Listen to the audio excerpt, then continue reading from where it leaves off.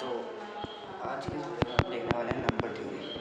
बिल्कुल बेसिक से करेंगे, पूरे एडवांस में जाएंगे। ठीक है, नंबर थ्योरी।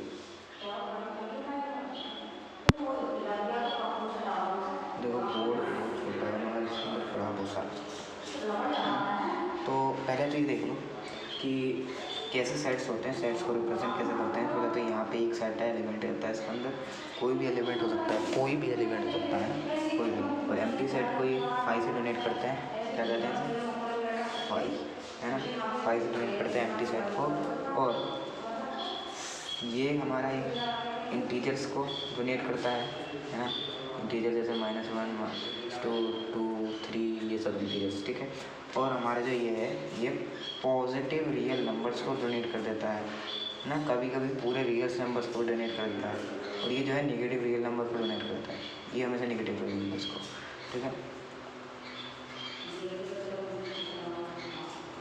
अब यहाँ पे ये होता है, ये कॉम्प्लेक्स नंबर को रिप्रेजेंट करता है। कॉम्प्लेक्स नंबर के होते हैं इमेजिनरी नंबर्स के और हमारे जो रियल नंबर्स होते हैं उनका मिक्सचर। ठीक है, और इमेजिनरी नंबर्स को तो आयोटा से रिप्रेजेंट ही करते हैं।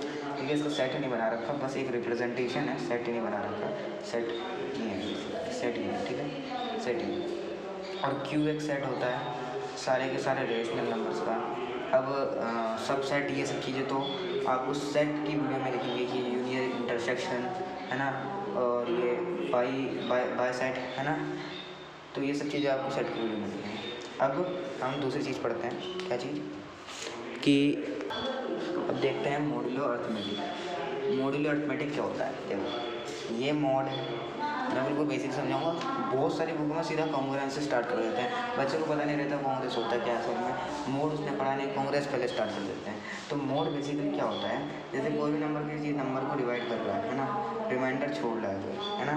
जैसे इसके अंदर क्वेश्चन की बात नहीं होती, जैसे आपका ये है ना, ये रिमाइंडर छोड़ेगा 1, तो 1 मोड, यहाँ पे हम लिख देंगे 2, तो यहाँ पे 3 = 1 mod 2। ठीक है, तो ये ऐसे लिखा जाएगा और जो रिमाइंडर होगा उसकी बात यहाँ करी जाएगी, है ना। अब यहाँ पे एक साइन होता है, ये एक साइन होता है, ये कांग्रेस के लिए यूज़ होता है। इसके अंदर मैं इसके अंदर बात कर रहा हूँ। वैसे तो अगर मैथ्स की सारी ब्रांचेस के अंदर देखें तो ये इक्विवेलेंट के लिए ही यूज़ होता है ना। और यह हमारा इक्वल टू के लिए यूज़ होता है। अब कांग्रेस और इक्वल टू के अंदर डिफरेंट होता है बहुत ज़्यादा। अभी हम पहले देखते हैं कि इक्वल टू पे होता है। अब यहाँ पे इसका एक प्रॉपर्टी होती है कि अगर यहाँ पे ऐड करोगे है ना, तो यहाँ पे भी ऐड करना पड़ेगा। मल्टीप्लाई करोगे तो भी यहाँ पे भी मल्टीप्लाई करना पड़ेगा ना। और यहाँ पे डिवाइड करोगे, डिवाइड करना पड़ेगा। पावर ऐड करोगे, पावर करना पड़ेगा। अब कांग्रेस के अंदर भी वही सेम रूल रहता है। कांग्रेस का देख लेते हैं। ठीक है, पहले कांग्रेस का देखते हैं, उसके बाद हम कुछ क्वेश्चन देखेंगे कि कुछ प्रॉपर्टीज़ क्या हैं उसकी। ठीक है, अब कांग्रेस मॉड्यूलो की बात करते हैं। तो कांग्रेस मॉड्यूलो कुछ ऐसे तरीके से डोनेट कर जाता है। और अगर मैं यहाँ पे के मान लूँ, यहाँ पे एम मान लूँ और यहाँ पे एन नहीं मान लूँ, तो बहुत ज़्यादा सिंपल हो जाएगा। मोड यहाँ पे मैं एन मान लेता हूँ और मोड ए मान लेता हूँ। ठीक है, तो अगर ये लिखा हुआ है तो इसका मतलब क्या है कि जो ये है ये रिमाइंडर छोड़ेगा, है ना। ये रिमाइंडर 1 छोड़ेगा, मान लेते हैं, डिफरेंट तो होंगे नहीं वैसे, है ना, मान लेते हैं। और इससे ये डिवाइड करेंगे तो भी वो रिमाइंडर छोड़ेगा, है ना। ये दोनों रिमाइंडर छोड़ेंगे तो ये जो होगा एक दूसरे के इक्वल होंगे। मतलब कि जब उन्हें सेम कहते हैं, जब रिमाइंडर सेम आता है, जब भी हम किसी इंटीजर्स को कहते हैं। कांग्रेस मॉडुलो ऑफ इंटीजर्स कहते हैं किसे, इसे। ठीक है, अब आपको मुझे लगता है कि ये समझ में आ गया होगा अगर असल में कांग्रेस मॉडुलो कहते किसे। तो अब मैं दूसरी चीज़ बताऊं तो अब कुछ प्रॉपर्टीज़ होती हैं। ठीक है, अगर ये लिखा हुआ है ए मॉडुलो कांग्रेस मॉडुलो बी और ऐसे लिखा हुआ है मोड एन, ये ब्रैकेट लगाना मैं पिछले नंबर में बोला था। ठीक है, तो यहाँ पे मोड एम लिखा हुआ है, तो और नीचे लिखा हुआ है C = D mod M, है ना, D mod M।